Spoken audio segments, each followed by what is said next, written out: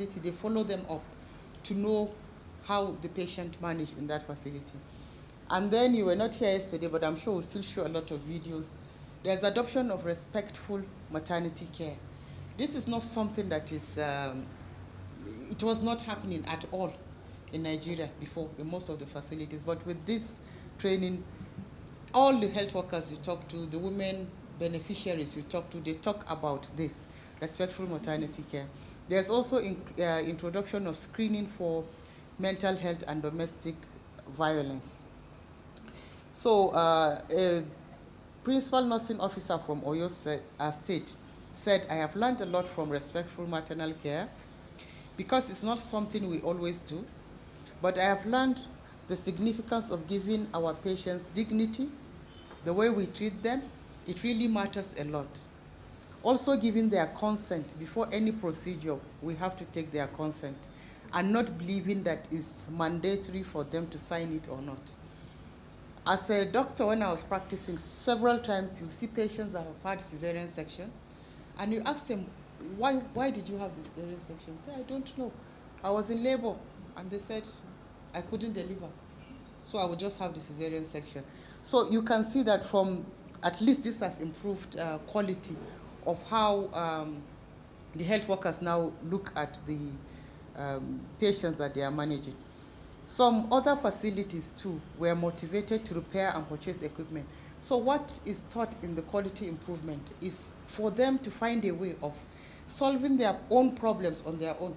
So initially on day one, when you start asking them, so what quality do you want to, what do you want to review? I want to review so how do you do it? You start seeing them saying, we will ask the management to give us this, we'll ask the government. But what the training is about is what can you do at your own level before you go out and ask other people. So from that, there's a comment here from a nurse in Kaduna. She said the quality of care was poor due to shortage of equipment and supplies and inadequate infrastructure. But after the training, the matron was able to reorganize the available space. So here she's talking about having a space for postnatal care. Before they didn't have a space for that.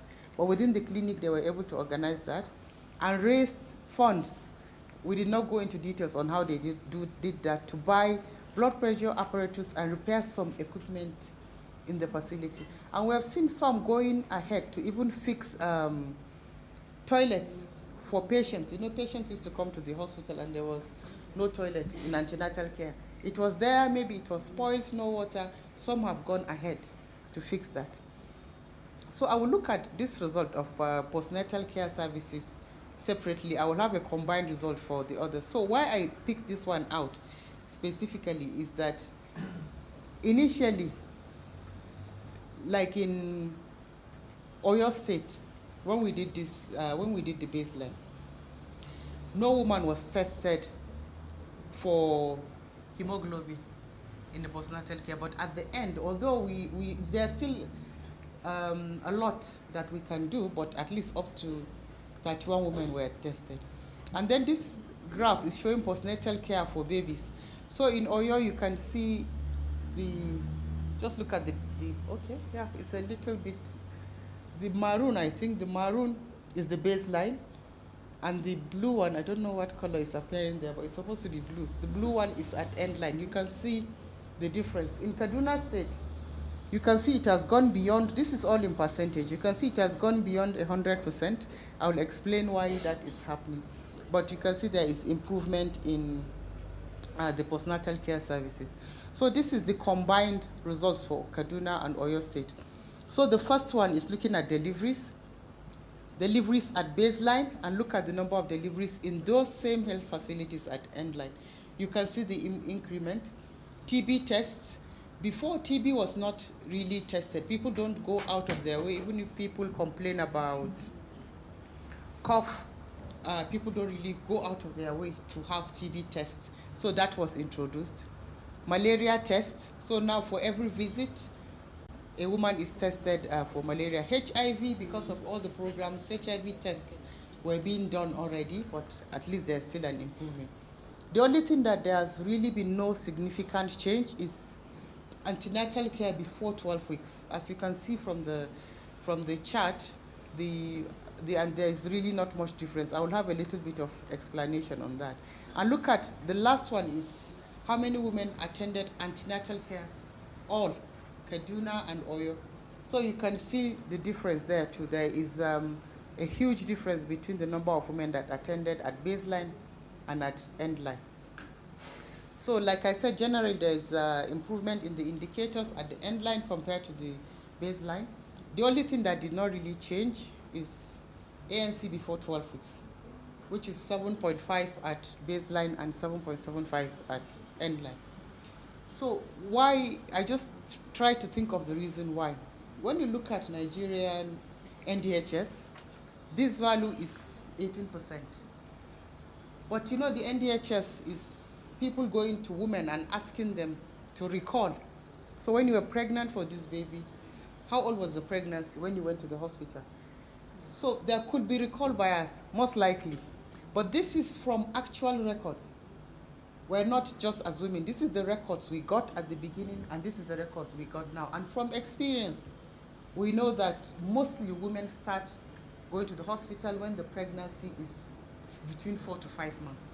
So that can explain why we did not see any difference in this. But from all our discussion yesterday, we're talking about involving the community. So this is where something like this can really be important. When we have people representing the program from the community, they can talk to women so that they come to hospital early. And we know it's really important for you to see a woman within the first trimester, especially so that you can even date the pregnancy correctly.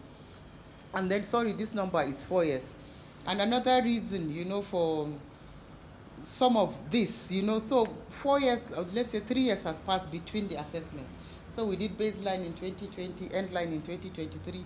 So possibly if we had taken data at that time, you know, maybe quarterly, we could have seen a trend, you know, but now because we're just taking data at 2 points apart, possibly we would have missed a lot. I'm sure we would have missed a lot of things happening in between.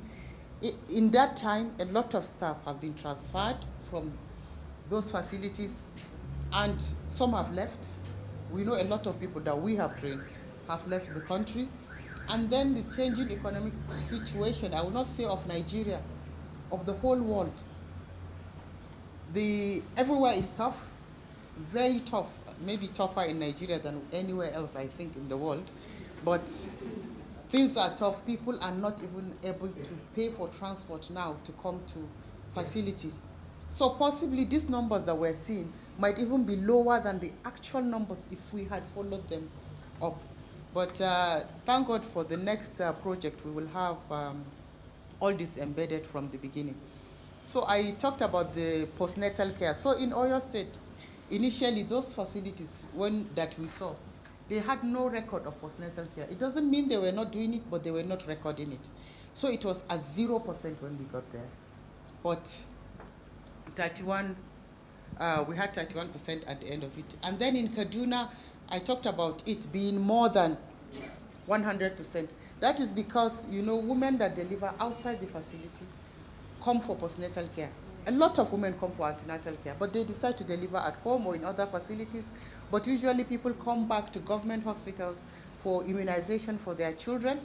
And once they come for immunization, they will also have their postnatal care. So possibly, since I'm using the denominator of how many women delivered live babies in that hospital and how many were seen, so that is why that number is high. And then women receive good health education at postnatal care, emphasizing the need for postnatal, for them to come for postnatal services. And maybe again, because we're always asking for data, maybe people are keeping accurate record. Now, that is why we're seeing these high numbers. So in conclusion, the Quality Improvement Program in Nigeria, in partnership with the state authorities, is in line with the commitment of the states in enhancing maternal and child health care.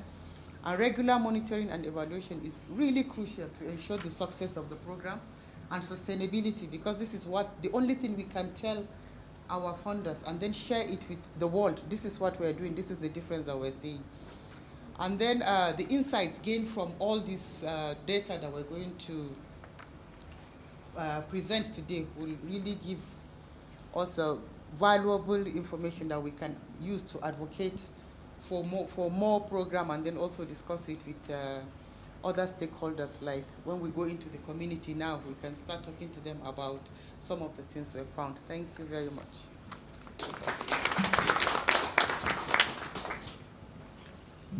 Thank you so much, Hawa, for the very nice presentation from Nigeria. Now I invite Dr. Irene Nyaoke to present on result on impact indicators in Kenya.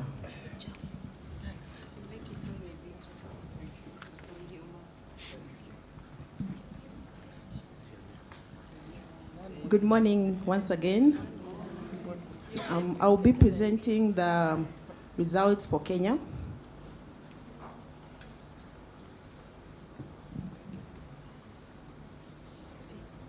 As an outline, we'll look at the background, the methodology, the results, a discussion, and conclusion.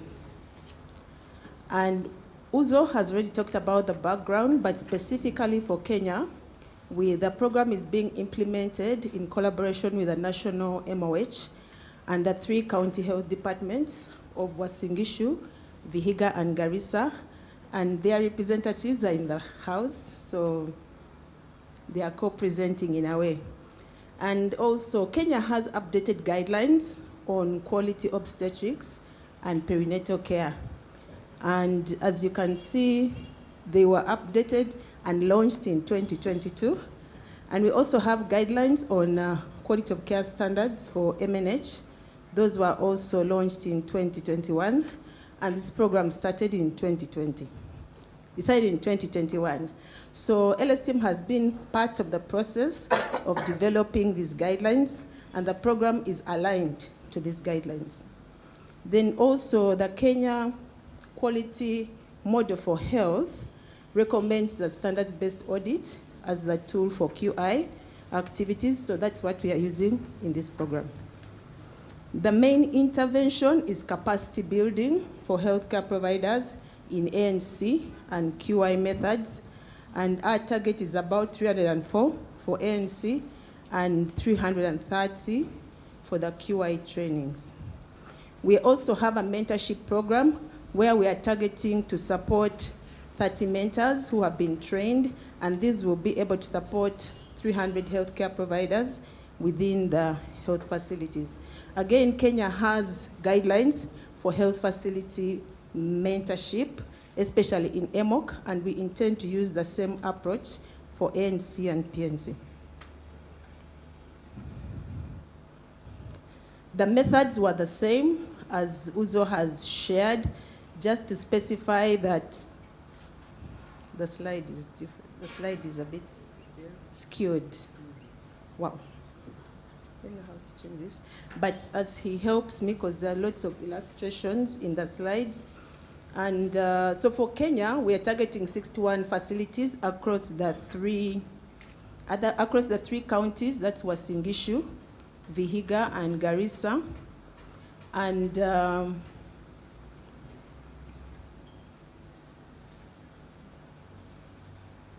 okay, there we go. Thanks. And so the data collection is done by the sub-county reproductive health coordinators who conduct the facility visits.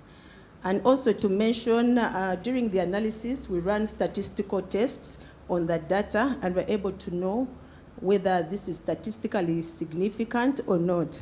The photographs, the upper one on the left is from Garissa, one of the sub-county RH coordinators arriving at a facility to collect the data. In addition to that, LSTM also conducts field visits, and the photograph below was during a field visit in one of the counties where we were able to witness and verify the various activities that the healthcare providers are doing following the training. So the performance indicators are the same: NC, intrapartum, postnatal care, the integration of HIV and TB into malaria, TB and malaria into routine ANC and PNC services.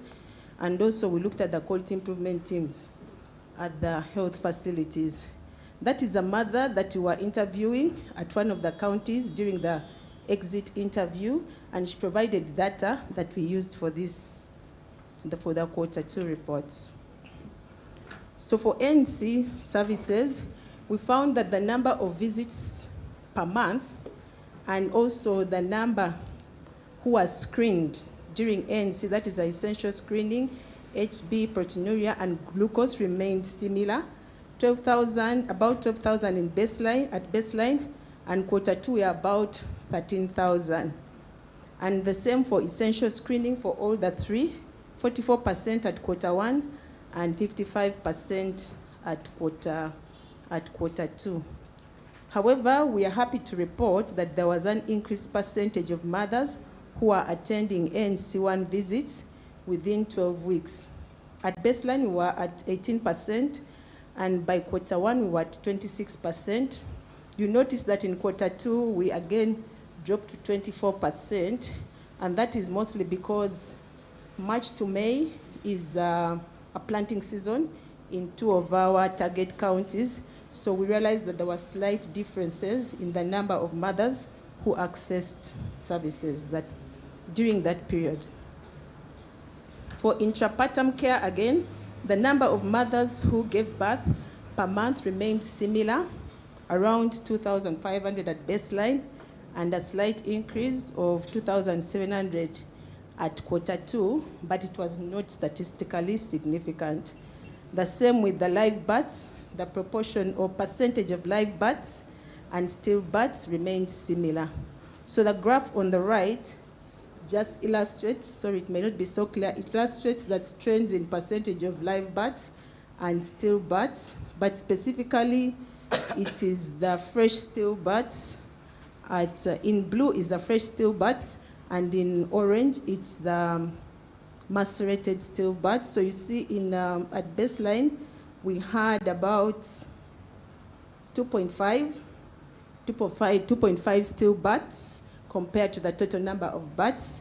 It went down slightly in quarter 1 and quarter 2, but it's not statistically significant. Then for postnatal care services, again, the number of visits per month remained consistent, about 3,800 at baseline, 4,000 in the quarters in 2023. However, the percentage of PNC visits is around 48, within the percentage of the first PNC visits that happened within 48 hours of birth is about 56%. Yes, we are targeting for 100%, but as we heard yesterday from MOH, the national average is 27%. So the program is doing fairly well, but again, we are working towards ensuring that we get to 100%. BP checks at PNC are about 94%, which is good. And the photographs, again, are showing some of the services that are provided, the care that is provided at PNC, the BP checks, and also assessment of the babies.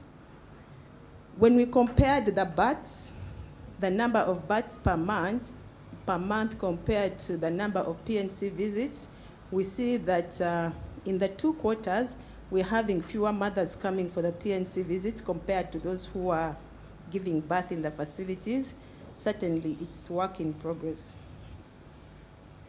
So for integration of HIV, TB, and malaria services into routine ANC and PNC, this is part of the MOH guidelines for ANC and PNC, and it's mandatory that the services should be integrated into routine ANC and PNC, and also is HIV testing and TB screening. So we are happy to report that comparing baseline to quarter 1 and quarter 2, there's been an increase in HIV testing. Sorry. There's been an increase in HIV testing. If you look at the blue line, at baseline, we're at 86% of mothers tested. And then at quarter 2, we are at 112%. Between baseline and quarter 2, we had the healthcare providers trained on ANC and PNC. And certainly, we saw that there was an increase. And then in quarter 2, we realized that Some of these tests are supposed to be done at the first visit. So some of the mothers who had not been tested at the first visit were tested later. So when we did the calculations, we found that the testing was higher than the number of mothers who attended the ANC, the first ANC visit. We also looked at malaria testing in ANC, and that is the orange graph. We see that there's an increase, but also to specify, this statistics is only for Vihiga County, because the other two counties, malaria is not endemic. And the guideline is if it's not endemic, then it's only tested when there are symptoms. TB testing is the gray graph, and we are still at 14%. There's an increase from 2% to 14%. That is the 11% that we have demonstrated. However, every patient that tests positive is treated according to the protocols. Then in terms of quality improvement, again, as I mentioned, the guidelines stipulate that each facility should have a QI team. And this is what we train the healthcare providers and supported them to establish QIT teams at the facilities, as well as operationalize them. So we're happy to report that compared to the baseline, there was an increase in the number of QIT meetings that were happening in the facilities from 47 to 62 in Q2. And also, we have had 83% of the facilities implementing standards-based audits. For majority of them, it was the first time that they were doing this. And if you look at this graph, it shows the statistics by county. Vihiga had the highest number of facilities that started standards-based audit. And then we have 2/3 of the facilities having completed standards-based audits on selected standards for QOC in MNH. And again, you see that Vihiga is still having the highest percentage of facilities that have completed the standards-based audit. That means they've identified their quality concern, identified the standard they want to measure, conducted the baseline assessment, identified and implemented actions that are to improve that standard, and then conducted a second measurement for that standard. And across all the facilities that had completed the cycle, there was a 34% improvement in performance of the standards. And this shows by county how the performance was, and Uasin Gishu had a higher performance, whereby there was a 47% increase in performance of the standards. So fairly, we have witnessed an increase in percentage of ANC, or in percentage of ANC1 visits that are happening within 12 weeks. I think that has been a lot to do with the presence of guidelines, as well as the training that we conducted, the post-training monitoring. And also we discovered in one of our field visits that facilities have taken the initiative to identify strategies that will help them to increase clients for MNH services. We'll share something that we learned from Uasin Gishu. Initially, MOH guideline was 4 ANC visits. Then it has changed to 8 ANC visits. So we found that in some facilities, healthcare providers, especially maternity in charges, were providing health talks, encouraging mothers that they should come in early when they get pregnant, and they should also have several visits, which is 8 or more. In addition to that, as they went out to do community outreach, they were sensitizing families and mothers to come for ANC visit as early as before 12 weeks. Then in one of the sub-counties, the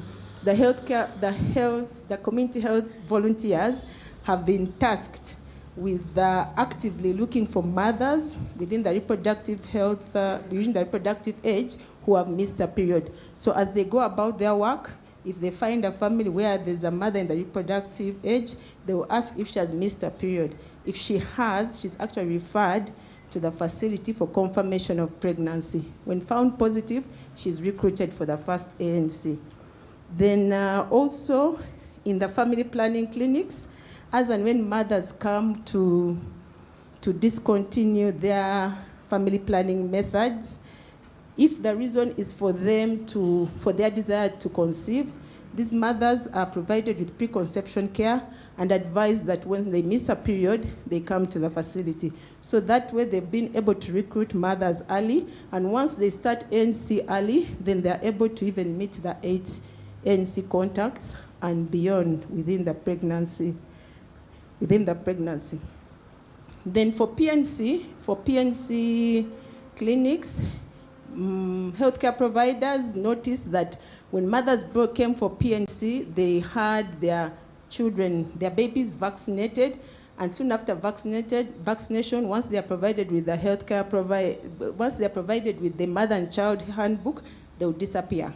So what the healthcare providers did in that facility was to ensure that after the child is vaccinated, the mother and child handbooks are literally taken to the PNC room, as opposed to giving it to the mother to go to the PNC room.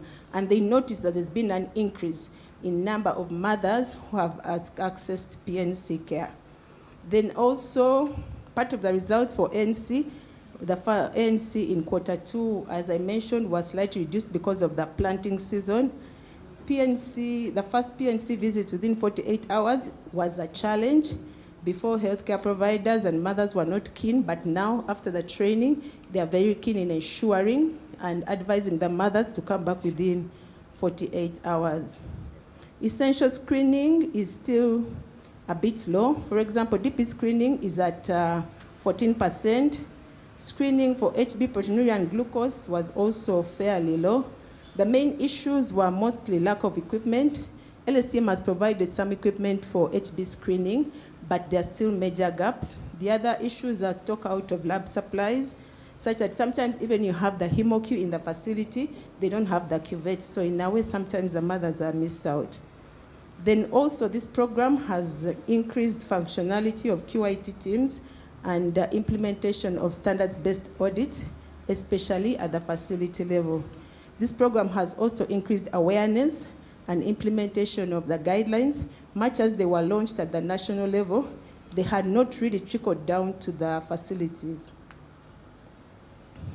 This is a photograph of one of the facilities I visited. It's the maternity in charge offices. I was impressed to see that on her wall, she clearly has a strategy for increasing her clients in MNH. She had a small QI team members listed up, and then another facility, they literally have a book that is dedicated for QI meetings, and the minutes are recorded. So as I conclude, in Kenya, the maternal mortality rate has more or less stagnated in the past 10 years. It was 362 per 100 live births in 2014. It's 355 in 2022. I'm reminded of the remarks that were made by Dr. Tedros, WHO, in 2019. He said that without quality, universal health coverage remains an empty promise.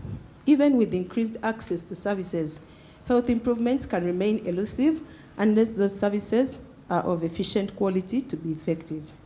So this program has embedded quality within coverage of services, and we hope that we shall be able to see positive outcomes for both mothers and babies. So thank you so much. I acknowledge my partners. There's a video. Yes, you can show it.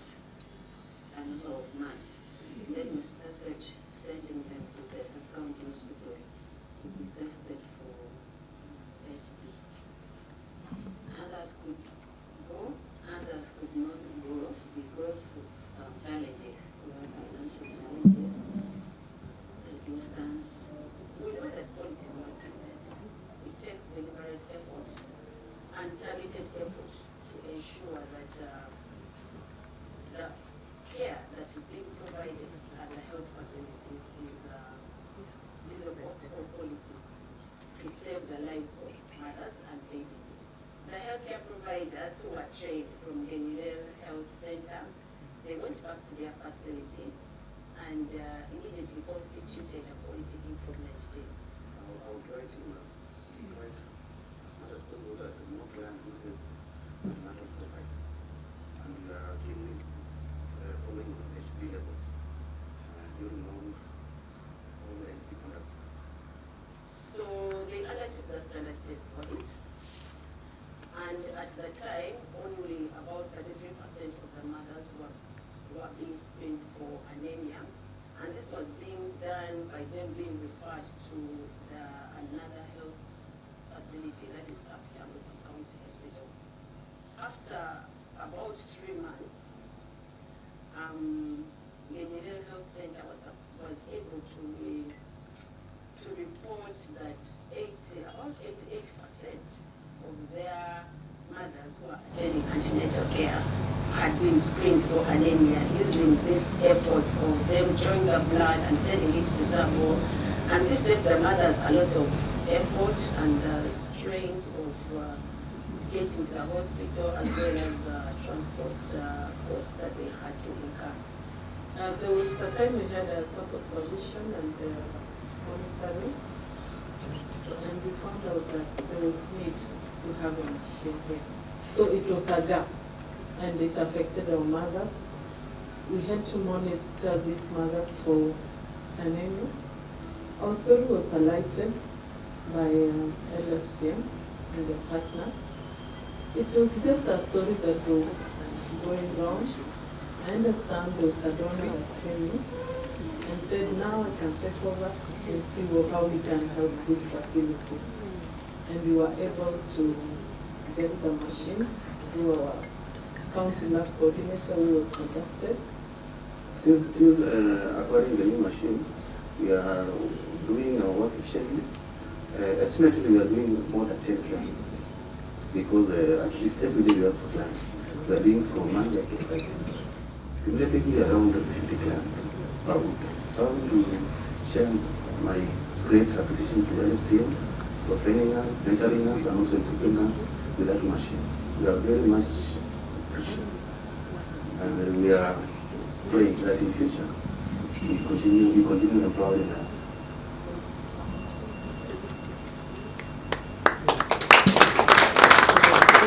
Thank you so much, Irene, for the nice presentation and again for a short video. Now I invite the next presenters.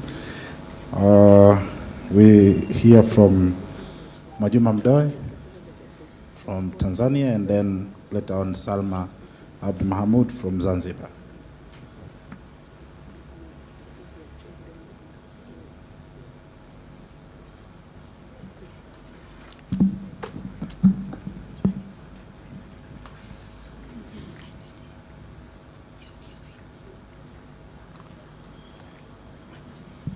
Good morning once again. I am Mwajuma Mdoe. I'm from Tanzania mainland, and I'm here to present the performance key program indicators for MNE. So as previously discussed, this is an outline of presentation.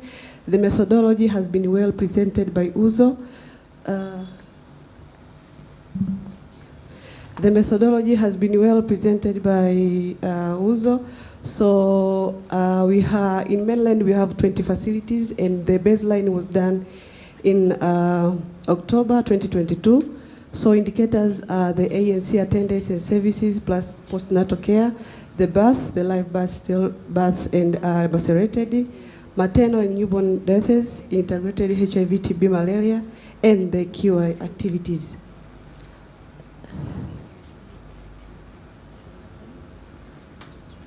Sorry. This is an old version.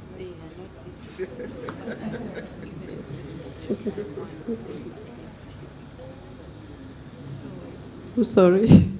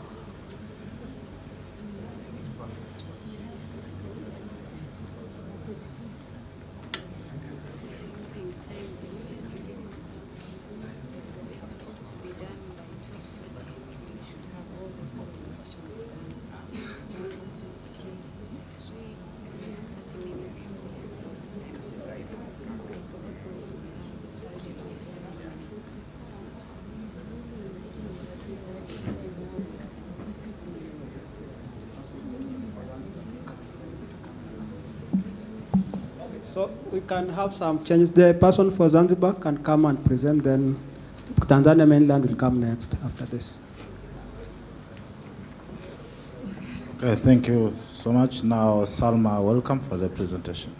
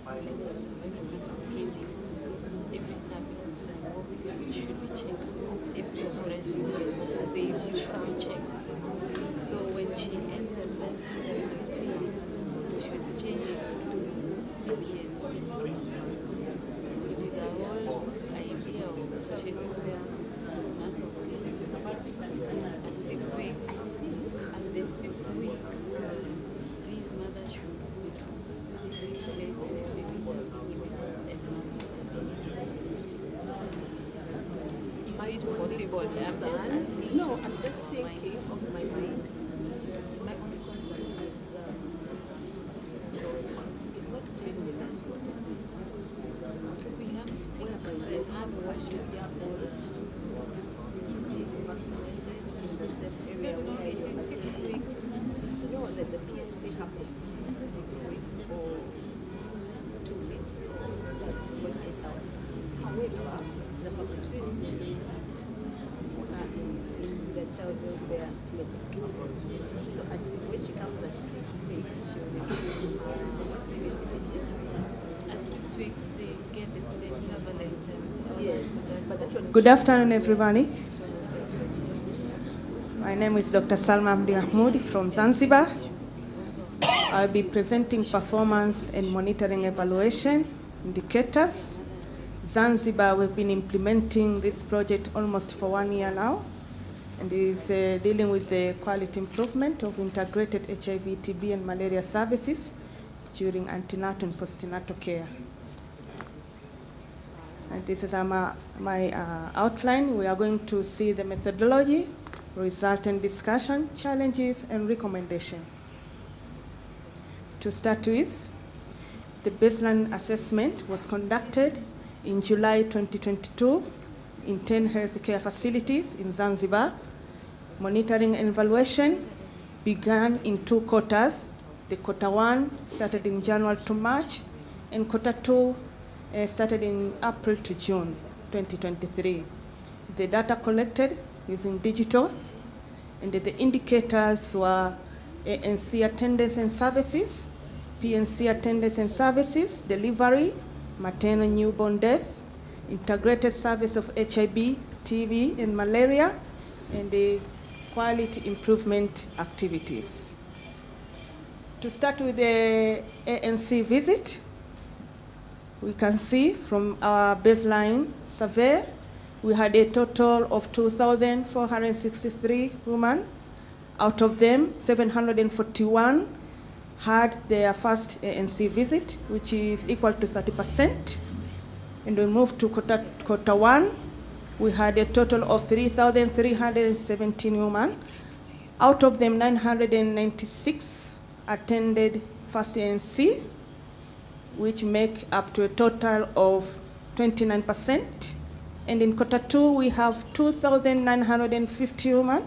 Out of them, 831 have their first ANC visit, which make up of 28%. And on the next graph, we see the proportion of attendance, those who attend less than 12 weeks.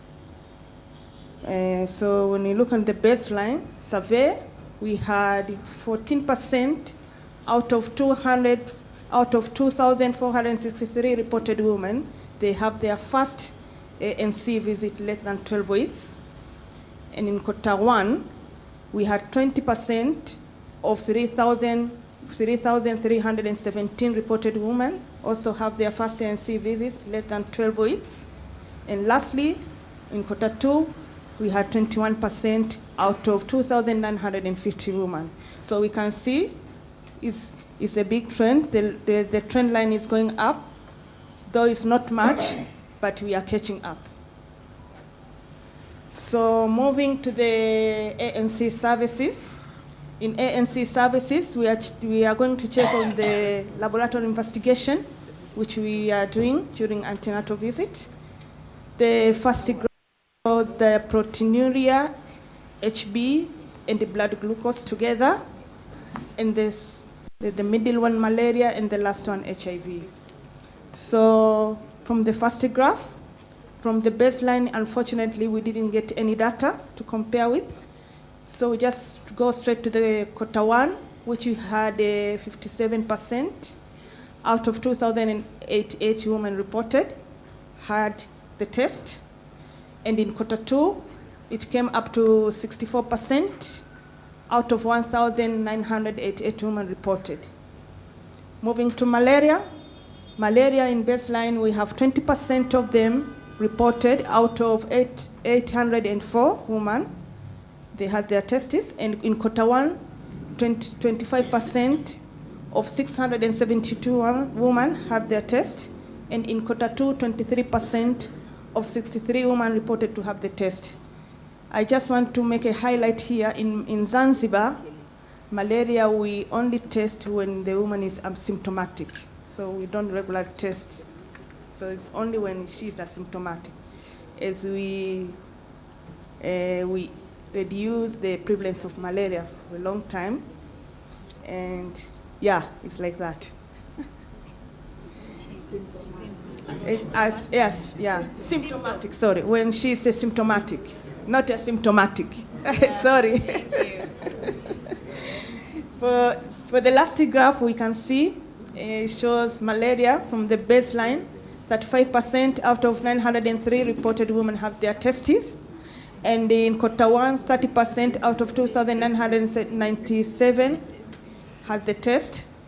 And in quarter 2, we had 34% of 2,849 women.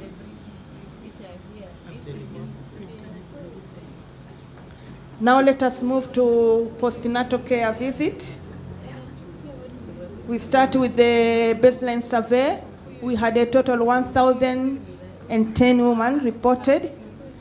Out of them, 386 had their first PNC visit within 48 hours, which make a total of 30%. And in quarter 2, we had a total of 1,270 women. Out of them, 495 had their first visit within 48 hours, which make a total of 29%. And in quarter 2, we had 1,289 out of 695 women, and which make up a total of 28%. So the next graph shows the proportion, and we show that from the baseline, 48% out of 1,010 reported to have a visit within 48 hours with the baby. And in quarter 1 goes up to 55%, and in quarter 2 goes up to 58%. Hello. It's back. Okay. Thank you. So here we can see the trend line is going up. Not much, but we are there. We are moving on slowly. So when you look up on the services we are providing during postnatal care, we had the HB testing and the blood pressure checkup, whereby from the baseline, unfortunately, again, we don't have any data. But when you move to the quarter 1, 50% out of 1,270 reported women have their HB checked. And in quarter 2, 62% out of 1,289 reported women have their HB check also. And when we come to the blood pressure checkup, we can see from the baseline we have 30% of women checked out of 1,010 reported women. In quarter 2, we have 33% check out of 1,207. And in quarter 1, and in quarter 2, we have 37% out of 1,289. So we move to the intrapartum care. We can see the number of births. From the baseline, we have 1,221. The total birth from out of them is 1,001. Fresh stillbirth 6, and the macerated stillbirth is 8. Moving to the quarter 1, we got a total birth of 1,452. Out of them, live birth was 1,204. The fresh stillbirth was 4, and macerated was 9. And from quarter 2, we got 1,310 total birth, live birth 1,225, and the fresh stillbirth was 5, and macerated we got 6. And the down you see this is the number, the demographic number in Zanzibar, which shows that the total number of births in Zanzibar is 52,517, and the number of the live births is 52,638. Moving to quality improvement activities, we had a total, the baseline also we didn't have the data, unfortunately, but we have for quarter 1 and quarter 2, and we had a total of 42 quality improvement meetings. Out of them, 17 were held in quarter 1 and 25 in quarter 2. But the expected number of quality improvement meetings was supposed to be 30.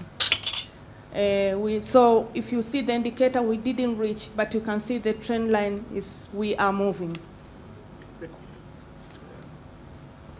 So now I'm going to present some of the challenges. First of all, we are facing the challenges of lack of urinalysis and the HB testing in some of the facility, which gave us even the discrepancy of the data. Some of the facility we didn't get any data because of the lack of the HB testing and urinalysis. And also we have seen high proportion in late ANC booking visit. This one I will explain later why. I have another point there. And we have insufficient human resources in healthcare facility. and also the infrastructure. Though now the revolutionary government of Zanzibar is trying to implement various projects so that it can improve the health care of the mother and the baby. They are building new infrastructure. They're trying to hire more health care workers to improve the outcome of the mother and the baby in the maternity. Another challenge is the using of modern technology in our area, which is very challenging. Like when we were doing this monitoring evaluation, it was very difficult, especially in Pemba Island. Zanzibar, it has 2 islands, Unguja and Pemba. So you have to climb a mountain to get the access, and some of the facilities, they are not in the mountains, so you have to look for the access to be online to edit the data. And lastly, is the traditional belief, which is lead to low first ANC attendance. As I say, we have high late ANC attendance. And this is because they say mimba haitangazwi. They say when you are pregnant, you are not supposed to say. So the action for you to go to ANC and measure and do investigation, they say you are unatangaza mimba. So you are bringing a bad luck to the baby. Anything can happen. So they are hiding and wait for the late time, then they will go to. Thank you very much.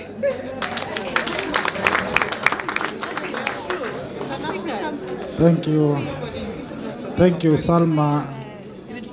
With the msemo mimba haitangazwi. So that is a challenge in Zanzibar, mimba haitangazwi.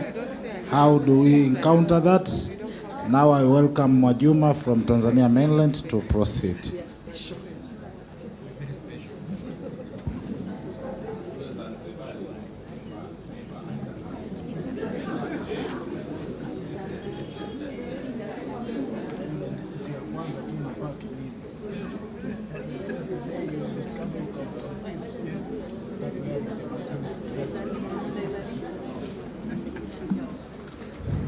Okay, now it's afternoon. Good afternoon. I'm sorry I took 1 or 2 minutes. Hello. Okay, now these are the key performance indicators from Tanzania mainland. As Uzo has just explained very well about the methodology, so we have 20 facilities, and the baseline was done last year in October. So those are the indicators. So I'll directly go to the result. So this graph presents number of women who attended the antenatal visit. So the blue chart bars indicate the total numbers, and the yellow one indicate those who come in their first visit, regardless of their gestation age. So as you can see, the total number have been increased from baseline to Q1, but slightly decreased in Q2. But those who come for the first visit has been consistently increasing around the quarters.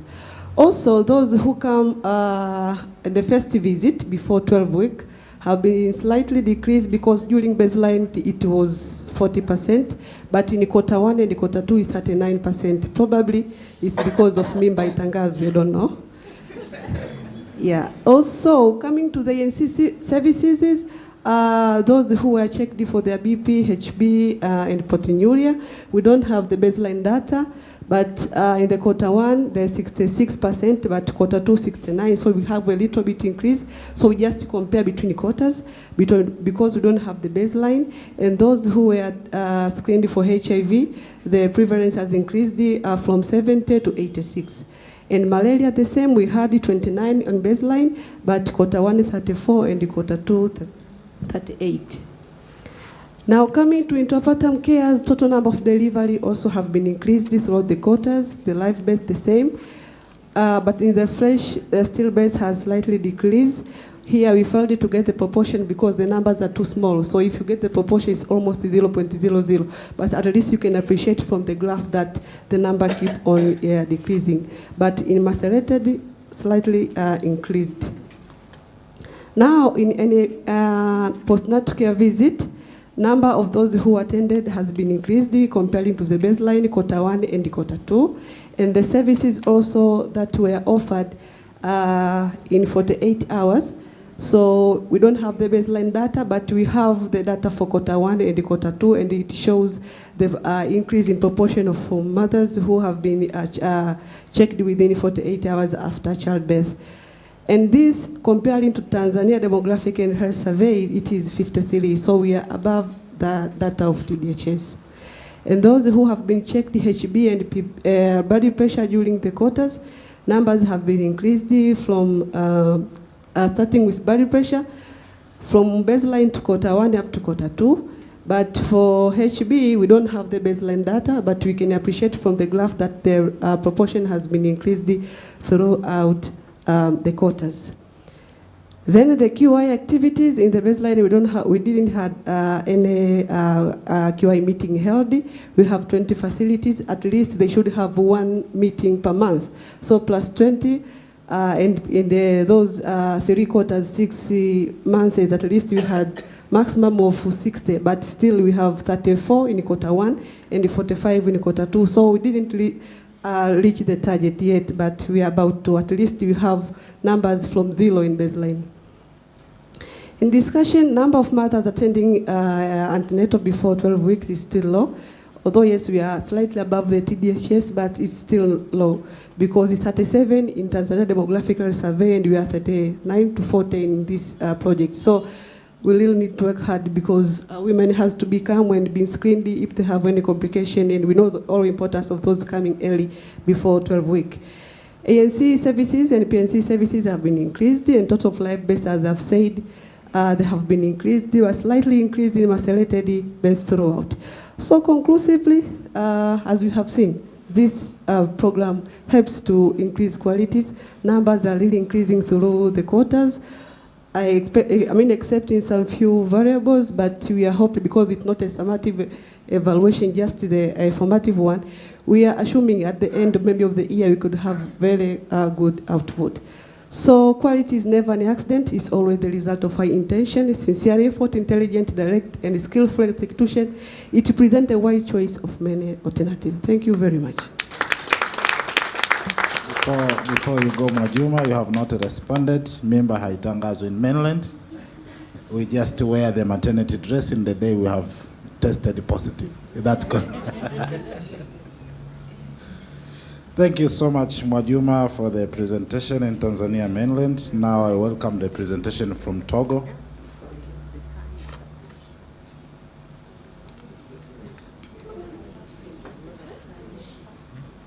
This is now French, so get prepared.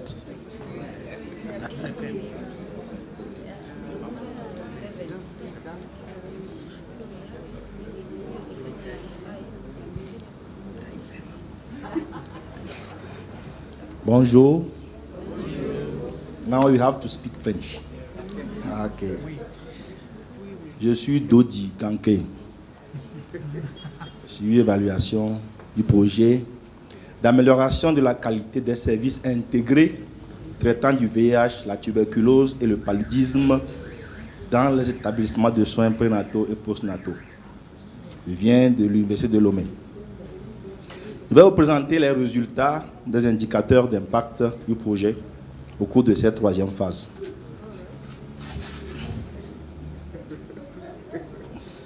Comme plan de présentation, il y aura un petit contexte, la méthodologie qu'on a utilisée, les résultats. Nous allons préciser que ce sont les résultats préliminaires parce qu'on vient juste de faire l'étude et nous allons conclure. Hier, on avait appris que depuis 2017, LSTM implémente le projet d'amélioration de la qualité au Togo et c'est financé par le Fonds mondial, mais en collaboration avec l'Université de Lomé. Alors, au cours des 3 phases du projet qui correspondent aux 3 cycles de financement du Fonds mondial, le projet intervient dans 112 formations sanitaires. 62 pour les premières phases et 50 nouvelles pour la phase actuelle en cours de mise en œuvre. Nous savons qu'avant la mise en œuvre, il y a une évaluation de base qui est conduite pour voir l'état des lieux. Et au cours de la mise en œuvre, après la mise en œuvre, il est question de voir comment est-ce que les indicateurs ont évolué ou quels sont les changements que LSTM a apportés sur les indicateurs de disponibilité et d'utilisation des services intégrés. L'objectif de cette étude est vraiment de voir l'impact des interventions sur la mise en œuvre du projet. Alors, qu'est-ce que nous avions fait? On a conduit une étude transversale, rétrospective, à prédominance quantitative, du 3 juillet au 5 août 2023, bien sûr avec l'approbation du comité éthique. On a collecté 2 catégories d'indicateurs. Les indicateurs sur la disponibilité et la qualité, comme ça a été collecté à la base. On a également des indicateurs contractuels avec le Fonds mondial. Si bien que pour évaluer le projet au Togo, l'UGP et le Fonds mondial ont des indicateurs qui suivent pour voir si de bonnes choses sont en train d'être faites. Alors, pour les premiers indicateurs concernant la disponibilité des services, on a utilisé les mêmes questionnaires comme à la base. Et les enquêteurs sont allés sur le terrain et ils ont collecté les données dans les 112 formations sanitaires. C'est pour pouvoir faire une comparaison avant-après. Alors, pour les indicateurs contractuels du Fonds mondial, on les retire du DHS2 et ça concerne également les 112 formations sanitaires. Mais on a collecté sur 10 trimestres, les 10 trimestres de mise en œuvre de la phase 3. Et on a fait une comparaison de ces indicateurs avec celui du pays, c'est-à-dire le Togo. Alors, quels sont les résultats qu'on a obtenus? Pour les 50 formations sanitaires de la phase 3, à la base, on a quand même 8275 CPN et 2414 CPN1. Alors, en juin 2023, quand on a évalué, on a vu qu'on a 12 023 CPN au total et 3 025 CPN1. On peut voir quand même qu'il y a une évolution. Bien, on peut dire que les centres sont plus fréquentés qu'avant. En termes de CPON, consultation postnatale, en août 2021, on a 2419. En juin 2021, on a 2800.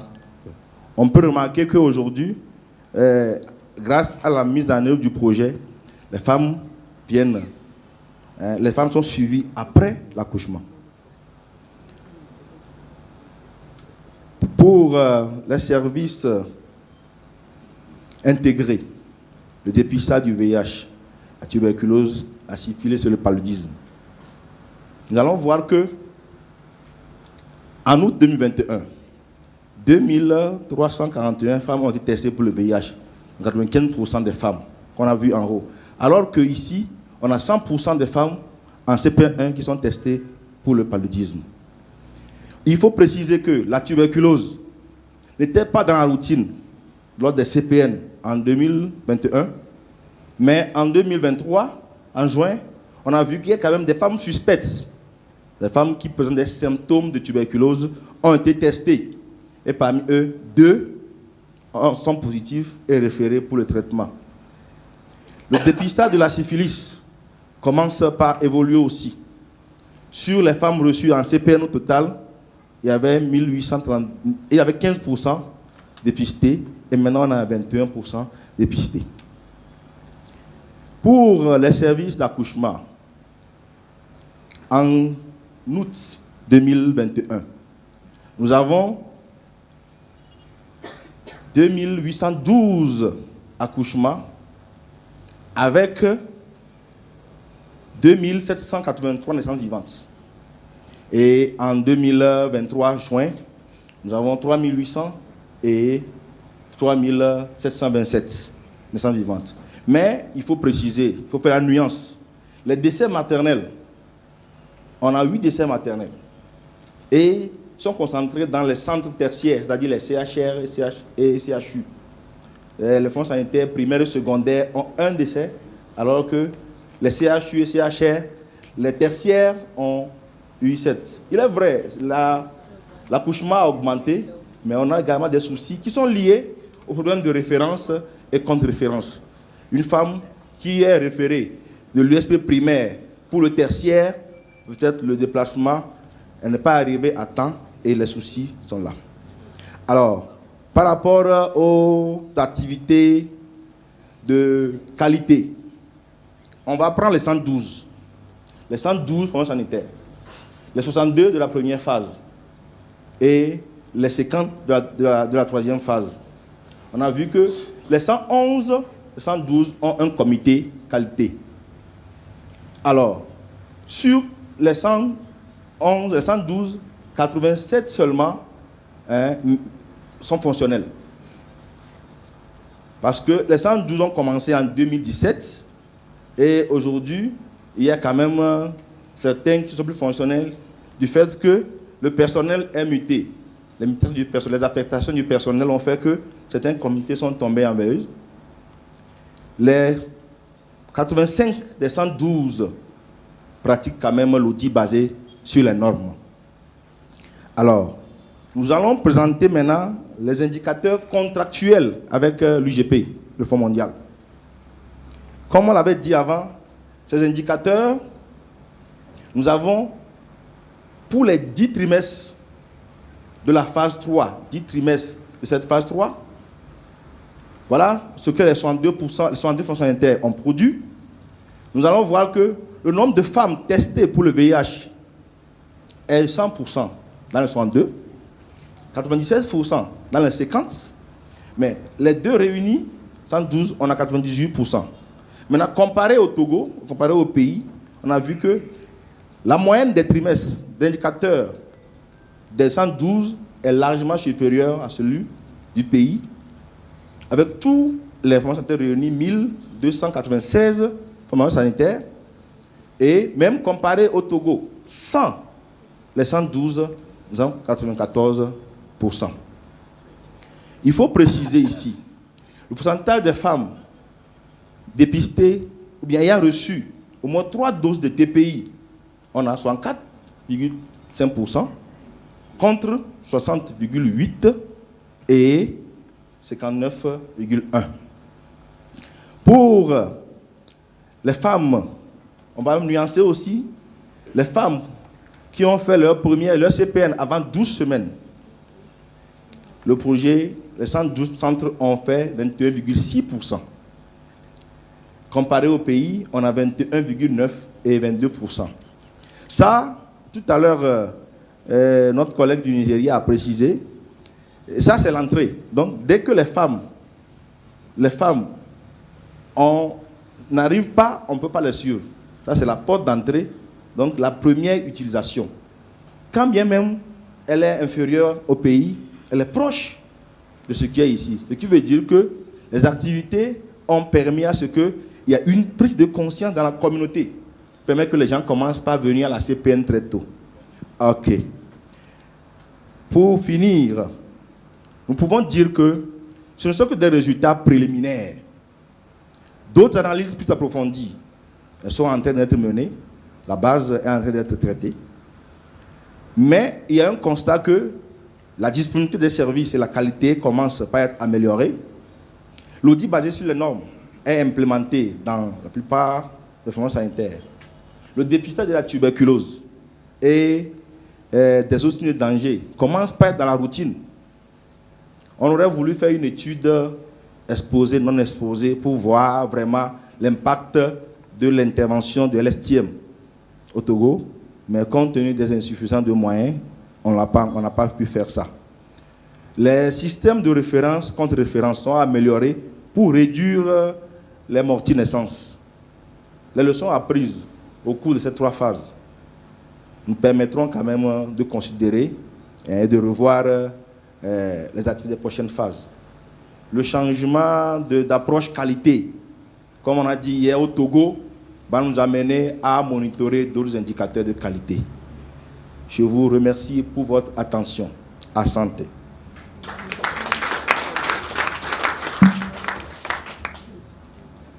Asante. I think one of the presentations that will get much questions and more questions will be this one, because I know people have understood well. And that is the good thing of KML event. Yesterday he was learning Swahili.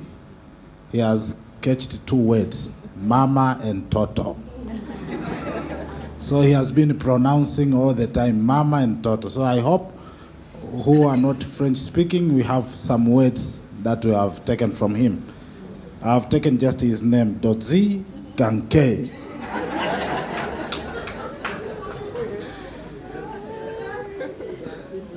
So next presentation is a pre-recorded one that is on economic analysis results, and this is from Dr. Carol Federich. When he is presenting, I will invite the presenters to come forward. Soon after his presentation, then we'll have the Q&A session.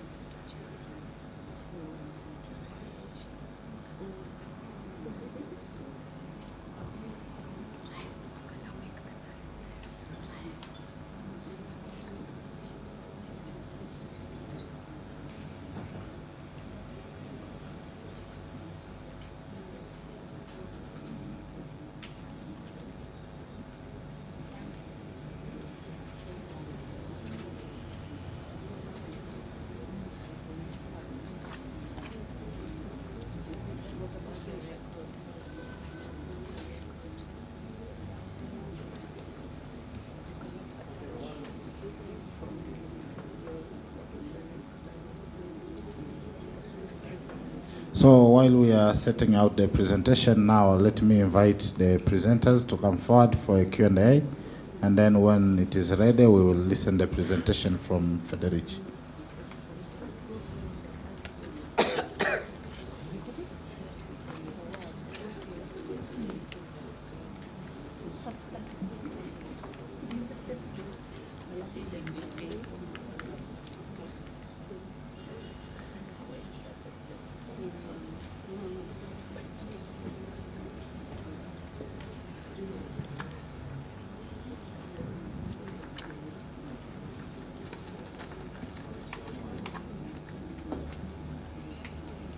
I think now we are ready to take the Q&A session. Now, you are warmly welcome to ask questions, comments, and a contribution to the presentation that we have had. Yes? You can take a mic. So who is the... Yes, good afternoon. Thank you very much for great presentations, except the last one I didn't hear anything, but because I don't understand the language. But I wanted to ask our sister from Nigeria, Daktari, you say you did the study in 2 states, Oyo and Kaduna, and you had 60 facilities from each of them. how did you choose those 60 from each? Is it that the two states are so similar that everything had to be 60-60? That is one thing. So that I don't repeat again, for my sister from Zanzibar, I may not have gotten the name. I didn't see whether the number of birds, the macerated together with the fresh steel birds, were adding up. Doctor, I don't know. Maybe my maths was wrong, so there's something missing or something, I'm not sure. And then there was also an increase of the macerated steel birds in the Tanzania mainland, and I wanted to know what could be the reason for this increase. Did you try to find out why there was an increase in the macerated steel birds? Because I expected, because of the project, maybe they should have gone down. Thank you. Thank you. Thank you so much. Yes, good afternoon. Yes, good afternoon. My name is Liki Masava. I'm from KMTC Garissa. My question goes to Dr. Irene and Dr. Hawa. How do you ensure sustainability for the QI successes that you make in the facilities? Thank you.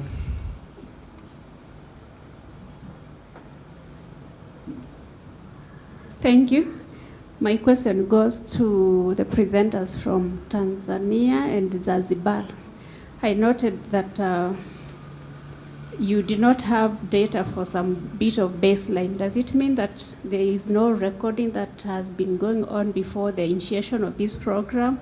Or what could be the reason behind that? Then the other concern is when I listen to the program outcomes so far, there's a lot of gains from the quality teams or the interventions. So what is the plan behind it to ensure that this is shared across to the other facilities within the same counties or the whole country at large? Thank you. Thank you.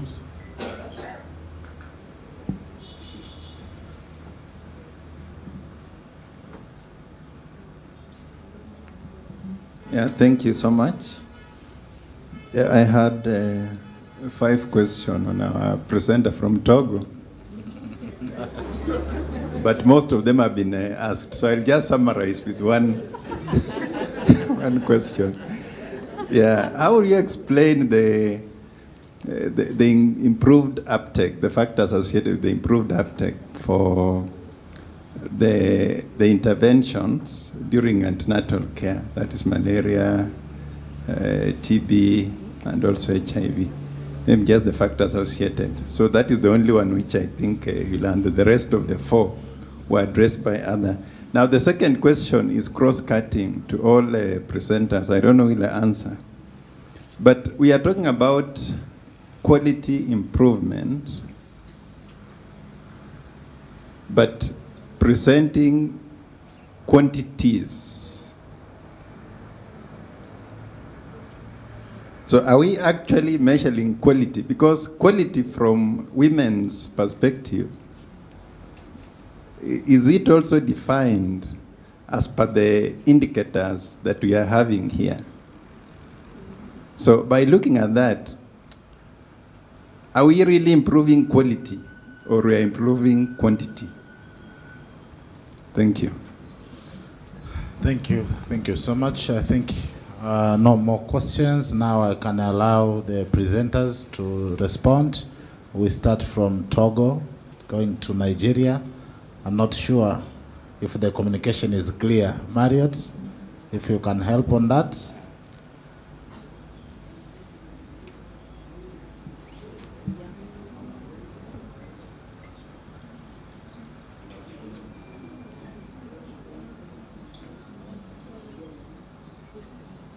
So Marriott will be around to translate what have been said. Merci. La question était de savoir comment nous interprétons l'amélioration de l'intégration du VIH, la tuberculose et le paludisme. Ok.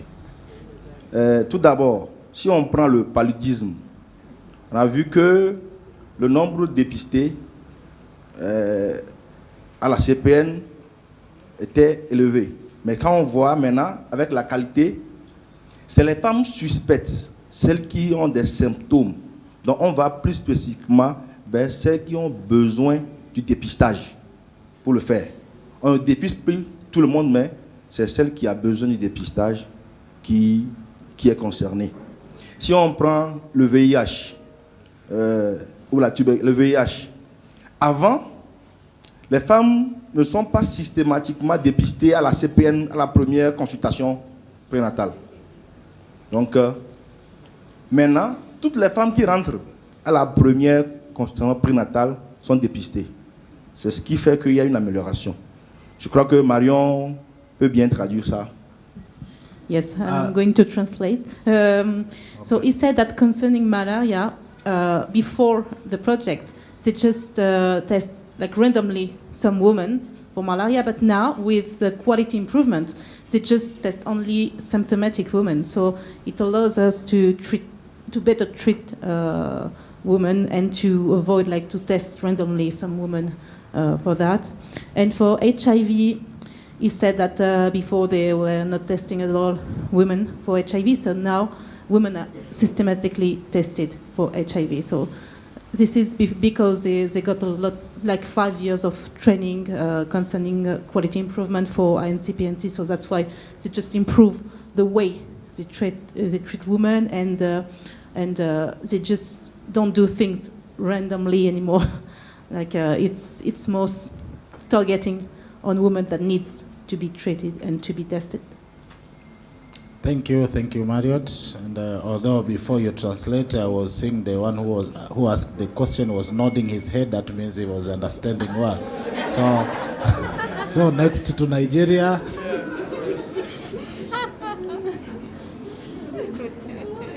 So the question on how the facilities were selected.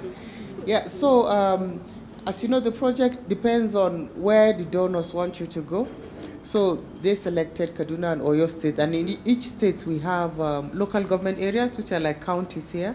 So in each state we selected 10 local government areas. But from the start of a project, this is a plan that we make, you know, how many facilities are going to be included, because we know we cannot include all facilities. So this is right from the beginning, the plan of the project, that 120 facilities will be included in Nigeria, and I'm sure in the other countries too, and this is how we're going to divide them, 60-60. So this selection was done even before we went in there.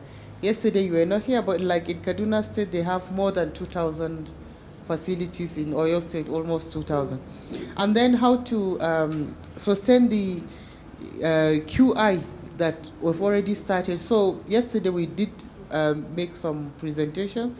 Oyo State is here, Director of Public Health. So just based on what we have been doing, that prompted the state to restart their own state quality improvement. So now they have a quality improvement team that go for supervision in the facilities that we're working and even beyond that. And then I think the question you were asking about, are we really measuring quality? But you know, when you talk of quality of care, like for a woman coming for antenatal care, it's not just about coming in, having blood pressure checked or not checked, not maybe doing a test, maybe her abdomen checked. So this quantitative bit is like a proxy to what the health workers are actually doing. Like from what we have presented, you know, before, like for those that have the data, a woman can come for antenatal care and not have her blood pressure measured at all. So even if that is the only thing you did for her, you could have saved her life, because she possibly could go home and develop complications based on not having her blood pressure checked or not having her urine checked. So this, although we're looking at quality in general, but to have a quality antenatal care, women must have all these things. I think there are, Maria, 50, right? 50 things from WHO that every woman coming for antenatal care should have, so and so, and all the things we're doing here is part of that antenatal care package. Thank you. Thank you. Next, Irene. Okay, so for the question regarding sustainability of QI services, I think Kenya, we are lucky because we have updated guidelines on QOC. We have the Kenya Quality Model for Health. And so with these guidelines, LSTM just came in to use the same guidelines to train the healthcare providers. And so they are conducting their own standards-based audits. They collect their data, they analyze their data, they share with us the results, they come up with action plans, implement their own action plans. And then also we come in to provide technical support. We work a lot with the sub-county RH coordinators. They're the ones who give us the data. We don't go to collect the data. So I think that way, working within the existing system will help to ensure sustainability. And then also there was another question on how we plan to disseminate the QI successes. This is one of the events where we come to share our experiences and learn from each other. And then we also plan to have quarterly review meetings for specifically to look at QI, and this will be held every quarter within the counties. So we have the various facilities come together and they share how they're doing, what challenges they're having, and then how they're resolving that. We've compiled so many success stories, beneficiary stories in video and in print that we have put on our website. So we encourage you to come and look at them. One of the videos was Ngenyilel. We shared their story widely, and eventually they got a donor to buy them a HemoQ machine. So we're doing what we can, but again, as much as possible, whatever opportunity we have, we can use that. Then there was a question on measuring quality. I can say that what gets measured gets done. So indeed, we're supposed to measure quality, and that's what the standards-based audits are doing.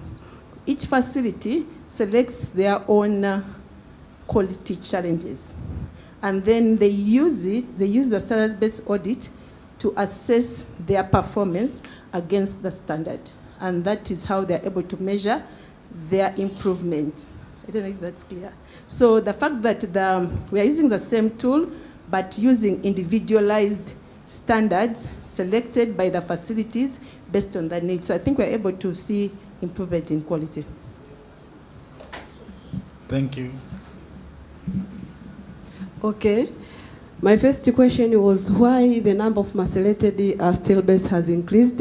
So I don't have a direct answer, but at least I'm happy the number of fresh stillbirths has decreased. You know, the fresh stillbirth means the mother had come, the fetal heart was held, and the baby just died on your hand as the healthcare workers. So why has been increased? Maybe the challenge, maybe the woman didn't know even the danger sign that I don't have a live fetus on my belly, or there is a challenge maybe of the refill and such kind of things. But the data we take it, that is also the meaning of formative assessment for us to evaluate ourselves. But also, why no baseline data? You know, when we went for the baseline data, for example, you want how many number of postnatal mothers were checked for HB, we are not recorded. There is no those numbers. So definitely you put 0. That's why in comparison and most in your graphs, there is no data in baseline, but at least there is bars for quarter 1 and quarter 2, and those are the actual that we are collected and monitoring. And also about QI meetings not the measure for quality, but in mainland, the meeting for QI and standard-based audit not yet started. We are expecting it to start the 4th quarter of this year. So at least we can report the meeting, and other findings we can report probably the end of this year. Thank you. Thank you very much, Mama, for the first question. You are talking about the number not adding up. It's true that the number we got from the database, the collector, but I'm sure we will go and have a look at it up again with my team, and if there's any problem, then we'll sort it out. But another question was regarding Mwajuma has already talked about it, why we don't have the value in the baseline survey.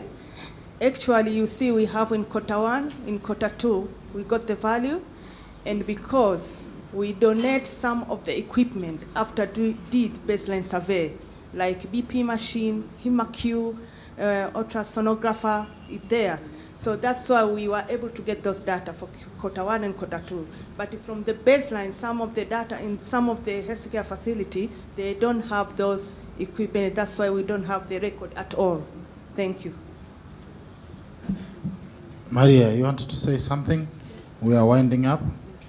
Yes?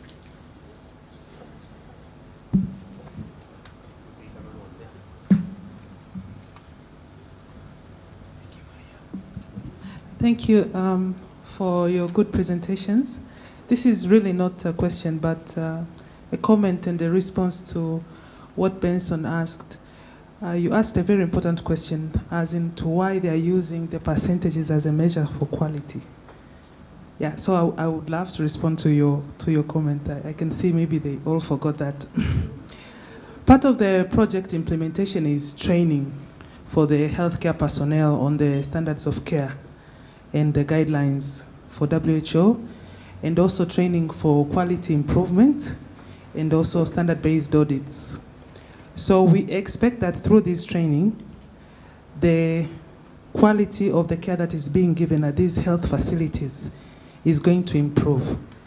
So as a result, at the end line, we are also going to be carrying out audits on the quality of care that is being provided at these health facilities. Thank you. I hope I've responded to your question. Okay, thank you so much, Maria, and I thank all the presenters for their nice presentations, and this marks the end of the session that I was chairing, and I end up with a message from Zanzibar, mimba haitangazwi. It is whether a challenge or an opportunity, it is something to digest. So thank you so much, and I hand over to the management.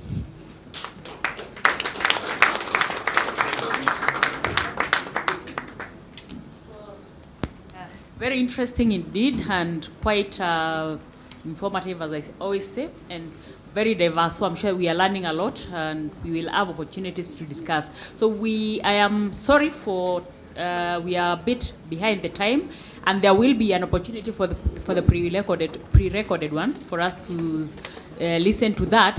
What I suggest now, it's 5 minutes to 1. We have a lunch break of 1 hour, and we shall come back at exactly 2 p.m. so that we will try and catch up at some point to ensure that we are within the day. So we please proceed to the poolside restaurants. That's where we are going to have our lunch. Pick your lunch voucher with my colleague Roslyn at the reception desk. As well, an announcement from Roslyn and the team there. Please, for the Kenyan participants, make sure that you do verify your details of registration as you proceed for lunch, so that we ensure we have the correct details. So please enjoy your lunch, and let's see you at exactly at 2 minutes to 2. I'll begin, and let's see you then. Thank you.